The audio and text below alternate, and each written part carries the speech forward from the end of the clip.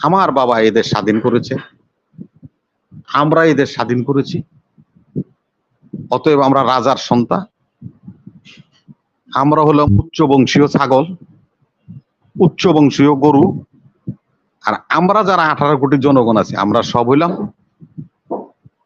অস্পৃশ্য এবং নিম্ন শ্রেণীর লোক। আমাকে কোনো বংশ পরিচয় নেই। স্পিকারের পোলা 200 কোটি টাকা মেরা 2.5 বছর পর্যন্ত ওয়ারেন্ট হয়েছে, তার তামিল হয় না, সেটাও একটা রাষ্ট্র। আমাদের তো ট্রান্স এশিয়ান রেলওয়ে ছিল, ইস্তাম্বুল থেকে শুরু করব, সারা পৃথিবী ঘুরে আসবো। তো সেই চুক্তি তো আপনার মানেন নেই। আজকে রেল নিয়ে এত কথা আমাদের কেন বলতে হবে? যদি আমরা সেখানে থাকতাম তাহলে তার এত কথা বলতে হতো না। আপনারা যে ব্যর্থতার পর্যবেসিত হয়েছেন সেখানেই আপনার কথাই আপনার, যে ভারত একটা বৃহত্তর দেশ, ভারত একটা সুপার পাওয়ার, আমাদের তো তার সাথে আলাপ আলোচনা করতেই হয় এবং তাদের সাথে আলাপ আলোচনা করে আমাদের কাজকর্ম করতে হয়। এই যে আপনার একটা বক্তব্য, আপনার বক্তব্যই তো আপনার পরাধীনতাটা পরিস্ফুটিত হলো। আমরা যে স্বাধীন না সে কথাটা পরিস্ফুটিত হলো, যে আমরা বাংলাদেশ, আমরা সুপার পাওয়ার না।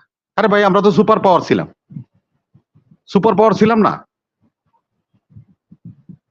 সেই সুপার পাওয়ারকে ভাঙ্গার টুকরা টুকরা করে এতিম কে বানাইছে? আপনারা বানাইছেন। এই রাষ্ট্র এখন মানুষের দ্বারে দ্বারে ভিক্ষার থালি নিয়ে ঘুরতে হচ্ছে। সেটা তো ডিউ টু আওয়ামী লীগ, আর কোনো কিছু না। আপনি অতীত থেকে দেখেন আমাদের শৌর্য বীর্য কোথায় ছিল। আমার জানা মতে, যতটুকু বয়স হয়েছে আমার, আমি কোনোদিন, আমি সীমান্ত এলাকার লোক, আমার সীমান্তে গুলি করছে ভারতের বিএসএফ, বিডিআর বাহিনীর বিরুদ্ধে আমার জানা নাই। আজকেও লালমনিরহাটে বিএসএফ গুলি করে আমাদের এক যুবককে হত্যা করছে এবং তার লাশ নিয়ে চলে গেছে। আমাদের বেরিয়ারা এসে তার কাটা তারের ভিতরে ঢুকা আমাদের লোককে হত্যা করছে, প্লাস তার লাশ নিয়ে চলে গেছে। আজকে যদি আমাদেরকে এই অবস্থার সৃষ্টি হয়, এই অবস্থার সৃষ্টি হয়, তাহলে তো আমাদের জন্য একটা দুর্ভাগ্য। আপনি সীমান্ত হত্যা বন্ধ করতে হবে এই চুক্তি করলেন না, এমইও সই করাইলেন না কেন? আপনার ব্যর্থতাটা কোথায় সেটাই আপনি দেখেন। 10টা এমইও সই হয়েছে, আপনি একজন শিক্ষিত মানুষ কালাম সাহেব, একটা এমইওর মধ্যে আমার পক্ষে কোনো কথা লেখা আছে কিনা পড়ুন, সমঝোতা স্মারকে একটার মধ্যেও আমার কথা লেখা নেই।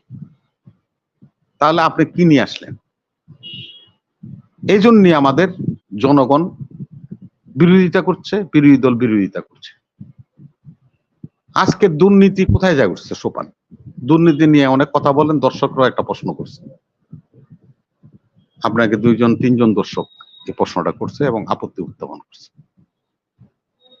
দুর্নীতিতে যদি 5 বার বিএনপি চ্যাম্পিয়ন হয়ে থাকে, 111 সরকার বাদ দিয়ে, 111 সরকারের সময় আমাদের 2 নেত্রী জেলে ছিলেন, সেটা বাদ দেওয়ার পরে আজকে 17 বছর ক্ষমতা চালান, বিএনপি যদি 5 বার দুর্নীতি চ্যাম্পিয়ন হয়, তা আজিজের মতো মামলা হয় না কেন?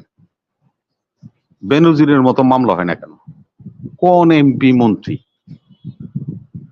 কোন বাহিনী প্রধান বিএনপির আমলে, যারা বাহিনী প্রধান ছিল বা সচিব ছিল, আমলা ছিল, দুর্নীতিতে চ্যাম্পিয়ন হওয়ার জন্য সহযোগিতা করছে তখনকার সরকারকে? এরকম করে একটা মামলা হয়েছে, আপনার জ্ঞাতার্থে আপনি একটা সার্চ দিয়ে দেখেন তো আছে কিনা। তাইলে দুর্নীতিগ্রস্ত রাষ্ট্র কে তৈরি করছে? আপনারা তৈরি করছেন। কিভাবে তৈরি করছেন? এই দেশে আপনারা ক্ষমতাকে রিনিউয়াল করেন 5 বছর পর পর। রিনিউয়াল করতে গেলে এই 18 সালের মতো 7 তারিখের মতো কিছু আয়োজন করতে হয়। সে আয়োজন কারা করে? বাহিনী এলারা করে, আমলারা করে। তাদেরকে আপনারা নির্দেশ দিয়ে দিচ্ছেন, তুমি আমার ক্ষমতা রাখো, তোমরা যা ইচ্ছা তা করো। তো এই বেটারা দুর্নীতি করছে, অসুবিধা কি? তাকে বিরুদ্ধে মামলা করার তো সাহস আপনার নাই। করবেন কিভাবে? দুর্নীতিকে উৎসাহ তো আপনারা দিচ্ছেন। আজকে হাজার হাজার কোটি টাকায় দুর্নীতি হয়েছে, জনসম্মুখে প্রকাশিত হয়েছে, হয় ছাগলে কয় আর নাইলে কালের কণ্ঠ কয়। কোনো না কোনো ভাবে এই সমস্ত জিনিস একটার পর একটা, আজকেও দুর্নীতি নিয়ে নিউজ আছে। আরেকজন এনবিআর এর পরিচালক, তার বিরুদ্ধে আজকে নিউজ আসছে। রাজুকের এক পরিচালকের বিরুদ্ধে নিউজ আসছে দুর্নীতি। তার ভাই দুর্নীতিতে ছেয়ে গেছে ভাই, প্রতিদিন নিউজ হচ্ছে। তারপরে আপনি আরেকজন রকমের 5 বারের বা 10 বারের চ্যাম্পিয়ন হয়েছে। আরে ভাই চ্যাম্পিয়ন হয়েছে দেখে তো তা করে জনগণ ভোট দেয় না, তারা ক্ষমতা নেই। তা আপনার এই ব্যাখ্যা দেওয়ার দরকার নেই তো, জনগণ এগুলি বুঝে যে কখন কোন কাজটা করতে।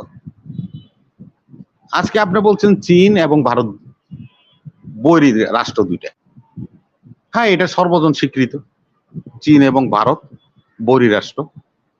এখনো তাদের মল্লযুদ্ধ হয় ডোকলামে, অরুণাচলে, তিব্বতে তাদের সোলজাররা মল্লযুদ্ধ করে। সারাক্ষণ তাদের বিরুদ্ধে একের বিরুদ্ধে বিষাদগার করতেছে।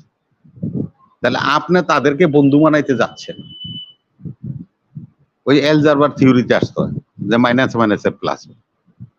আপনি ভারতের কোনোদিন চীনের বন্ধু বানাই দিতে পারবেন না, চীনের ভারতের বন্ধু বানাই দিতে পারবেন, কোনোটাই পারবেন না। বরঞ্চ আপনি এই অঞ্চলটাকে শান্তিপ্রিয় একটা রাষ্ট্রকে যুদ্ধক্ষেত্র বানাচ্ছেন এবং অশান্তির দিকে রাষ্ট্রটাকে এগিয়ে নিয়ে যাচ্ছেন নিজের ক্ষমতাকে চিরস্থায়ী করার জন্য। আমরা এই সমস্ত জিনিসের প্রতিবাদ করি। আজকে দেখেন, এটা প্রশ্নকর্তা বলছে যে স্পিকারের ছেলে পালায় গেছে দুর্নীতির অভিযুক্ত। আমরা উদাহরণ দিই, আমেরিকা যাব না, আমেরিকা স্যাংশন দিলে কি আসা যায়? আরে ভাই, আপনি তো আমেরিকায় থাকেন, বাইডেনের ছেলের বিচার হয়েছে, শাস্তি হয়েছে, শাস্তি ভোগ করতেছে। বাইডেন বর্তমান আমেরিকার রাষ্ট্রপতি, সে একটা কথা প্রেসে এসে তার পোলার পক্ষে বা বিচারের পক্ষে, আদালতের পক্ষে বা বিপক্ষে কোথাও কোনো কিছু মন্তব্যই করে নেই। আর আমাদের রাষ্ট্রের স্পিকারের পোলা 200 কোটি টাকা মেরা 2.5 বছর পর্যন্ত ওয়ারেন্ট হয়েছে, তা তামিল হয় না। সেটাও একটা রাষ্ট্র, আর আমেরিকাও একটা রাষ্ট্র। আজকে আপনারা উদাহরণ দেন ব্রিটেনের গণতন্ত্র নিয়ে, আপনারা উদাহরণ দেন ভারতের গণতন্ত্র নিয়ে। সদ্য 2টা দেশে তো নির্বাচন হয়েছে, একটা দল 14 বছর ক্ষমতায় ছিল, কনজারভেটিভ পার্টি, সেটা তাদের ভূমিদোষ পরাজয় হয়েছে, 113টা আসন পেয়েছে। আর 410টা আসন নিয়ে চলে গেছে হলো যারা এই 14 বছর ক্ষমতার বাইরে ছিল, সে লেবার পার্টি। তারা যদি আমাদের উদাহরণ, হ্যাঁ, তারা যদি আমাদের উদাহরণ হয়, তাহলে আমাদের দেশে নির্বাচনটা কি হয়েছে? আপনি নিজে একটা নির্বাচনে অংশগ্রহণ করেছেন, আপনি নিজের কাছে বিবেকের কাছে প্রশ্ন করেন যে ব্রিটেনের নির্বাচনটা, আমেরিকার নির্বাচনটা, ভারতের নির্বাচনটা কে মনের মধ্যে নিয়ে আপনি দেখেন, আপনি নির্বাচনটা দিয়ে কম্পেয়ার করেন, তাহলে কি আমাদের দেশের সঠিক গণতন্ত্র পরিচালিত হচ্ছে কিনা সেটা আপনাকে দেখতে হবে। আজকে আপনারা ভাবছেন রাজার দেশেও কিন্তু রাজার দরকার হয় শাসন করতে। ওই যে রাজা চার্লসের দেশে আপনার এই স্ট্রাংমার প্রধানমন্ত্রী হয়েছে, তারও একজন মন্ত্রীর দরকার হয়, প্রধানমন্ত্রী দরকার হয়। তা আপনারা বাংলাদেশকে ওই রাজার দেশের মতো নিয়ে যেতে চান যে আমার বাবা এদের স্বাধীন করেছে, আমরা এদের স্বাধীন করেছি, অতএব আমরা রাজার সন্তান, আমরা হলাম উচ্চ বংশীয় ছাগল, উচ্চ বংশীয় গরু, আর আমরা যারা 18 কোটি জনগণ আছে আমরা সব হইলাম অস্পৃশ্য এবং নিম্ন শ্রেণীর লোক, আমাকে কোনো বংশ পরিচয় নেই।